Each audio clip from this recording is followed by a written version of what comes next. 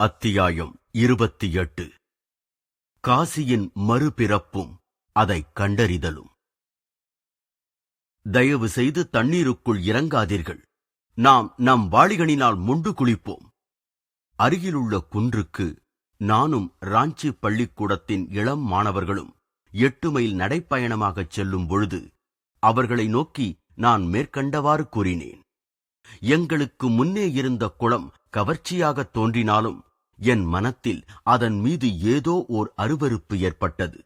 சிறுவர்களில் பெரும்பாலோர் தங்கள் வாளிகளினால் தண்ணீரை மொள்ளத் தொடங்கினாலும் சிலர் மட்டும் குளிர்ந்த தண்ணீரின் சபலத்தில் மயங்கிவிட்டார்கள். அவர்கள் தண்ணீரில் இறங்கியதுதான் தாமதம். பெரிய நீர்ப்பாம்புகள் அவர்களை சுற்றிக் கொண்டு விட்டன. தண்ணீரை வாரி இறைத்துக் கொண்டு என்ன கூச்சல்! குளத்தை விட்டு வெளியே வருவதில் என்ன வேடிக்கையான அவசரம்! நாங்கள் செல்ல வேண்டிய இடத்தை அடைந்த பிறகு எங்கள் கட்டுசாதத்தை உண்டு மகிழ்ந்தோம். ஒரு மரத்தடியில் சிறுவர்கள் சூழ்ந்திருக்க நான் மத்தியில் அமர்ந்தேன். என்னை பரவச நிலையில் கண்டதும் அவர்கள் கேள்விகள் கேட்கத் தொடங்கினார்கள். தயவு செய்து கூறுங்களையா, ஓர் இளைஞன் கேட்டான். நான் துறவு மார்க்கத்தில் என்றுமே உங்களுடன் தங்கியிருப்பேனா? இல்லை, இல்லை. நீ பலவந்தமாக உன் வீட்டிற்கு அழைத்துச் செல்லப்படுவாய். பிறகு மனம் புரிந்து கொள்வாய் என்று பதிலளித்தேன். அவன் அதை நம்பாமல் தீவிரமாக மறுத்தான். நான் இறந்தால்தான் என்னை வீட்டிற்கு எடுத்துச் செல்ல முடியும். ஆனால் சில மாதங்களுக்குப் பிறகு அவன் பெற்றோர்கள் அவன் கண்ணீருடன் எவ்வளவு மன்றாடியும் கேளாமல் அவனை அழைத்துப் போக வந்தனர். சில வருடங்களுக்குப் பிறகு அவன் திருமணமும் புரிந்து கொண்டான். அநேக கேள்விகளுக்கு பதிலளித்த பின் காசி என்னும் சிறுவன் ஒருவன் என்னிடம் கேட்டான். அவனுக்கு 12 வயது இருக்கும். எல்லோராலும் நேசிக்கப்பட்ட புத்திசாலியான மாணவன். ஐயா, என் விதி என்னவாகும் என்று அவன் கேட்டான். நீ சீக்கிரமே இறந்து விடுவாய். ஒரு தடுக்க முடியாத சக்தி அச்சொற்களை என் வாயிலிருந்து வரவழைத்ததாக தோன்றியது. என்னிடமிருந்து வெளிப்பட்ட இச்சொற்கள் என்னையும் மற்ற ஒவ்வொருவரையும் அதிர்ச்சியும் வருத்தமும் அடையச் செய்தன. ஒரு பயங்கரமான குழந்தையைப் போல் என்னை நானே மௌனமாக நொந்து கொண்டு மேலும் எந்த கேள்விக்கும் பதிலளிக்க மறுத்துவிட்டேன். பள்ளிக்கூடத்திற்கு திரும்பியதும் காசி என் அறைக்கு வந்தான். நான் இறந்து விட்டால் நான் மறுபிறவி எடுத்தவுடன் என்னை கண்டுபிடித்து நீங்கள் மறுபடியும் என்னை இறைவழியில் கொண்டு வருவீர்களா என்று விசும்பல்களுக்கிடையே கேட்டான். இந்த கடினமான அறிவு கெட்டாத பொறுப்பை மறுக்க வேண்டிய கட்டாயத்தை உணர்ந்தேன். ஆனால் வாரக்கணக்கில் என்னை அவன் விடாமல் பிடிவாதமாக துளைத்துக் கொண்டே இருந்தான். இறுதியில் அவன் பலவீனமடைந்து இனி தாங்காது என்ற நிலைக்கு வந்ததைக் கண்டதும் நான் அவனை சமாதானம் செய்தேன். ஆகட்டும், எந்த இறைவன் உதவினால் நான் உன்னை கண்டுபிடிக்க முயல்வேன் என்று அவனுக்கு உறுதி கூறினேன். கோடை விடுமுறையில் நான் ஒரு சிறு பயணம் மேற்கொண்டேன். காசியை என்னுடன் அழைத்துப் போக முடியாத வருத்தத்தினால் நான் செல்வதற்கு முன் அவனை என் அறைக்கு அழைத்து யார் என்ன சொன்னாலும் பள்ளிக்கூடத்தின் தெய்வீக சூழ்நிலையை விட்டு எங்கும் போக வேண்டாமென கவனமாக அறிவுறுத்தினேன். அவன் வீட்டிற்குப் போகாமல் இருந்தால் அவனுக்கு வரவிருக்கும் ஆபத்தை தடுக்கலாம் என்று ஏதோ ஒரு வகையில் எனக்கு தோன்றியது. நான் கிளம்பியதுமே காசியின் தகப்பனார் ராஞ்சிக்கு வந்தார். அவருடைய மகனின் தீர்மானத்தை முறியடிக்க அவர் 15 நாட்கள் முயன்றார். அவன் 4 நாட்கள் மட்டுமே கல்கத்தாவிற்கு வந்து தன் தாயாரை பார்த்துவிட்டு உடனே திரும்பி விடலாமென விளக்கினார். காசி பிடிவாதமாக மறுக்கவே அவர் கடைசியில் போலீசின் உதவியுடன் அவனை இழுத்துப் போவதாக கூறினார். இந்த பயமுறுத்தல் காசியை கலக்கமடையச் செய்தது. பள்ளிக்கூடத்திற்கு எந்த கெட்ட பெயராவது வந்துவிட தான் காரணமாவதை அவன் விரும்பவில்லை.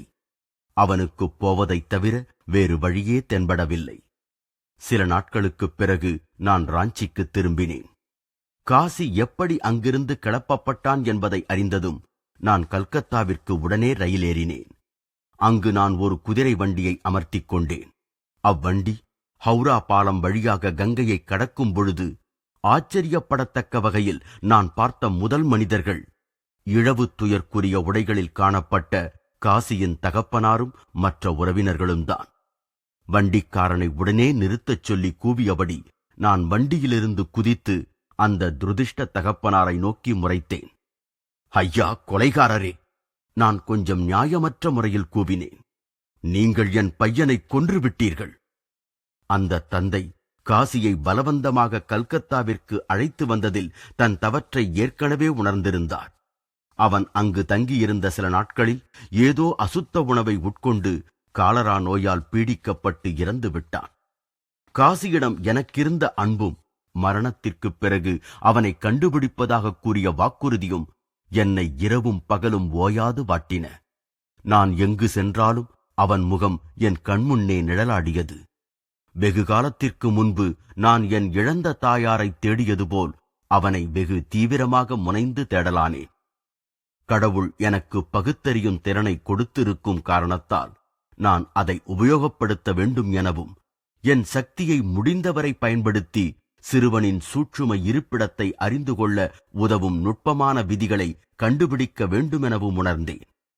நிறைவேறாத ஆசைகளின் அதிர்வுகளுடன் அவன் ஓர் ஒளிப்பிழம்பாக லட்சக்கணக்கான ஒளிரும் ஆத்மாக்களின் மத்தியில் சூட்சும பிரதேசங்களில் எங்கோ மிதந்து கொண்டிருப்பதை நான் உணர்ந்தேன்.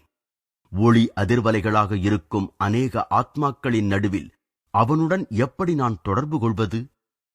ஒரு ரகசியமான யோக முறையை உபயோகித்து நான் புருவங்களுக்கு இடையில் உள்ளே இருக்கும் புள்ளியாகிய ஞானக்கண் என்னும் ஒலிபெருக்கி மூலமாக என் அன்பை காசியின் ஆத்மாவிற்கு ஒலிபரப்பினேன். காசி சீக்கிரமே இம்மண்ணுலகிற்கு திரும்பி வருவான் என்றும், நான் விடாப்பிடியாக என் அழைப்பை ஒலிபரப்பிக் கொண்டே இருந்தால் அவன் ஆத்மாவிடமிருந்து பதில் கிடைக்கும் என்றும் நான் உள்ளுணர்வில் உணர்ந்தேன். காசியிடமிருந்து எனக்கு வரும் சிறு தூண்டுதல் கூட என் கை விரல்கள், கைகள் மற்றும் முதுகுத்தண்டில் உள்ள நரம்புகளில் உணரப்படும் என்று எனக்கு தெரியும். உயர்த்திய என் கைகளை உணர்வு கருவிகளாக கொண்டு என்னை நானே அடிக்கடி சுற்றினேன். ஏற்கனவே கருவாக மறுபிறப்பு அடைந்திருக்கிறான் என நான் நம்பியதால் அக்கரு இருக்குமிடத்தின் திசையை கண்டுபிடிக்க நான் இவ்வாறு முயற்சி செய்தேன். ஒருமுனைப்படுத்தப்பட்ட என் இதய வானொலிக்கு அவனிடமிருந்து பதில் கிடைக்கும் என்று நான் நம்பினேன். காசியின் மறைவிற்கு பின்னர் கிட்டத்தட்ட 6 மாதங்கள் வரை நான் தளராத ஆர்வத்துடன் விடாப்பிடியாக அந்த யோக முறையை கடைபிடித்து வந்தேன். ஒரு நாள் காலை கல்கத்தாவில் கூட்டம் மிகுந்த பௌபசார் பகுதியில் சில நண்பர்களுடன் நடந்து போய்க் கொண்டிருக்கையில் நான் என் கையை வழக்கம்போல் உயர்த்தினேன். முதன்முறையாக எனக்கு பதில் கிடைத்தது. என் விரல்களிலும் உள்ளங்கைகளிலும் ஊடுருவும் மின் தூண்டுதல்களை உணர்ந்ததும் என் மனம் களிப்பில் துள்ளியது. இந்த உணர்வோட்டங்கள் என் உள்ளுணர்வின் ஆழ்ந்த இடுக்கிலிருந்து எல்லாவற்றையும் மீறிய ஓர் எண்ணமாக தாமே மொழிபெயர்த்துக் கொண்டன. நான் தான் காசி, நான் தான் காசி, என்னிடம் வாருங்கள். என் இதய வானொலியில் நான் என் மனத்தை ஒருமுனைப்படுத்திய போது இவ்வெண்ணம் கிட்டத்தட்ட கேட்கக்கூடிய ஒலியாகவே மாறியது. காசிக்கே உரிய சிறிது கரகரப்பான தாழ்ந்த குரலில் அவனுடைய அழைப்புகளை திரும்ப திரும்ப நான் கேட்டேன். நான் என் கூட வந்தவர்களில் ஒருவரான பிரகாஷ்தாஸ் என்பவரின் கையை பிடித்துக்கொண்டு ஆனந்தமாக அவரை நோக்கி சிரித்தேன். நான் காசியின் இருப்பிடத்தை கண்டுபிடித்து விட்டேன் என்று தோன்றுகிறது. நான் சுற்றி சுற்றி திரும்ப ஆரம்பித்தேன். அது என் நண்பர்களுக்கும் அங்கு போவோர் வருவோருக்கும் அடக்க முடியாத வேடிக்கையாக அமைந்தது. அம்மின் அதிர்வு தூண்டுதல்கள் நான் அருகிலுள்ள நாகவளைவு சந்து என்று பொருத்தமாக பெயரிடப்பட்ட சந்தை நோக்கி திரும்பும் பொழுது மட்டுமே என் விரல்கள் வழியாக சிலிர்ப்பை ஏற்படுத்தின. அந்த சூட்சும ஓட்டங்கள் நான் வேறு திசைகளில் திரும்பிய பொழுது மறைந்துவிட்டன. ஆகா! நான் கூவினேன். காசியின் ஆத்மா இந்த சந்தில் வசிக்கும் யாராவதொரு தாயின் கருவினுள் வசித்துக் கொண்டிருக்க வேண்டும். என் நண்பர்களும் நானும் அந்த நாகவளைவு சந்தின் அருகே நெருங்கினோம். தூக்கிய என் கைகளில் தோன்றிய அதிர்வுகள் பலத்தன, நன்கு புலப்பட்டன. ஏதோ ஒரு காந்த சக்தியால் ஈர்க்கப்பட்டது போன்று நான் சந்தின் வலப்பக்கமாக இழுக்கப்பட்டேன். ஒரு குறிப்பிட்ட வீட்டின் வாயிலை அடைந்ததும் நான் அங்கேயே சலனமற்று விட்டதைக் கண்டு நான் பெருவியப்பெய்தினேன். என் மூச்சை அடக்கியவாறு மனவெழுச்சி மிக்கவனாக அவ்வீட்டு கதவை தட்டினேன். என்னுடைய விசித்திரமான நெடுங்கால தேடுதல் வெற்றியுடன் முடிந்ததென உணர்ந்தேன். அக்கதவு ஒரு வேலைக்காரியால் திறக்கப்பட்டது. அவள் எஜமானர் வீட்டில் இருப்பதாக கூறினாள். அவர் 2வது மாடியிலிருந்து படிகளில் இறங்கி வந்து ஒரு கேள்விக்குறியுடன் என்னை நோக்கி முறுவலித்தார். ஒரே சமயத்தில் தகுந்ததாகவும் தகாததாகவும் தோன்றிய என் கேள்வியை எந்தவிதமாக கேட்பதென்று எனக்கு புரியவில்லை. ஐயா, தயவு செய்து சொல்லுங்கள், தாங்களும் தங்கள் மனைவியாரும் 6 மாதமாக ஒரு குழந்தையை எதிர்பார்த்துக் கொண்டிருக்கிறீர்களா? ஆம், அது சரிதான். நான் சம்பிரதாய முறைப்படியான காவியுடை உடுத்திய ஒரு சந்நியாசி என்பதைக் கண்ட அவர் மரியாதையுடன் தொடர்ந்தார். என் விவகாரங்கள் தங்களுக்கு எப்படி தெரியும் என்பதை தயவு செய்து கூற வேண்டுகிறேன். காசியைப் பற்றியும் அவனுக்கு நான் கொடுத்த வாக்குறுதியைப் பற்றியும் கேட்டவுடன் திகைப்புற்ற அவர் என் கதையை நம்பினார். உங்களுக்கு சிவப்பான ஓர் ஆண் குழந்தை பிறக்கும், நான் அவரிடம் கூறினேன். அகன்ற முகத்துடன் நெற்றியின் உச்சியில் ஒரு மச்சத்துடன் அவன் இருப்பான். அவன் இயல்பாகவே குறிப்பிடத்தக்க வகையில் தெய்வீக நாட்டமுடையவனாக இருப்பான். பிறக்க இருக்கும் குழந்தை காசியின் இந்த சுபாவங்களைக் கொண்டிருக்கும் என எனக்கு நிச்சயமாகத் தோன்றியது. பின்பு நான் அக்குழந்தையை சென்று பார்த்தேன். அவனுடைய பெற்றோர்கள் அவனுடைய பழைய பெயரான காசி என்பதையே அவனுக்கு வைத்திருந்தார்கள். சிறு குழந்தை பருவத்திலேயே அவன் தோற்றத்தில் என் அன்பான ராஞ்சி மாணவனையே உரித்து வைத்தாற்போல் இருந்தான். அக்குழந்தை என்னை பார்த்த மாத்திரத்திலேயே என்னிடம் வாஞ்சையைக் காண்பித்தது. பழைய கவர்ச்சி 2 மடங்கு தீவிரத்துடன் விழித்துக் கொண்டது. பல வருடங்கள் கழித்து நான் அமெரிக்காவில் இருந்தபொழுது அந்த இளைஞன் எனக்கு கடிதம் எழுதியிருந்தான். அதில் துறவு மார்க்கத்தை ஏற்பதில் அவனுக்கிருந்த ஆழ்ந்த ஆர்வத்தை வெளியிட்டிருந்தான். நான் அவனை இமயத்தில் இருக்கும் ஒரு மகானிடம் செல்லுமாறு பணித்தேன். அவர் மறுபிறப்பெய்திய காசியை தன் சீடனாக ஏற்றுக்கொண்டார்.